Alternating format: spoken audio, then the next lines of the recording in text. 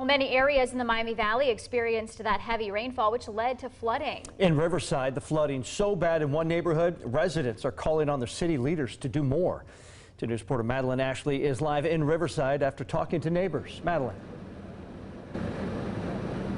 Brooke, John, thankfully it's actually looking better out here behind me in a Riverside neighborhood. Now, I am standing near the corner of Carlton and Marion Drive, and since I arrived earlier today, like I said, things have gone down. Even where I was just standing, it was filled with flooded water, but now that's all retracted. But this flooding scene isn't new to many residents who say they're fed up with being landlocked anytime it rains.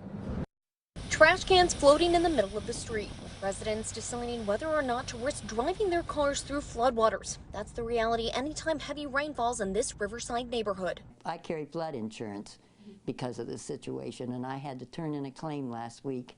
I have 1,000 square feet of carpet in my basement that has to be ripped up and replaced. Sue Shulker has lived in the same house for 35 years, watching as the flooding continues to get worse and worse. There was a time when the city would pump the water out. They'd bring a pump and run the hose across the street into a field that belonged to the church, but then the church changed hands and they won't allow that to happen. At that time, they were pumping out over 1 million gallons of water in just one rainfall. Sue's neighbor Nancy Thies has lived in her home for over 50 years. She's also fed up with being unable to leave the house when it rains. We have called the city. We've called everybody, I think, on the council. They come out, they may look, but that's it. They don't do anything about it. Nancy said the city quoted $1 million that would have to be footed by those in the neighborhood to fix the issue. But both Nancy and Sue agree the residents shouldn't have to pay. I think, you know, we are entitled as taxpayers to get some relief from this situation.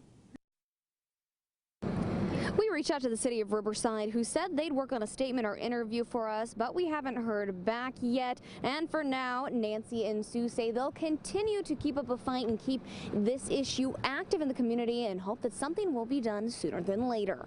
Live in Riverside, Madeline Ashley, 5 on 2.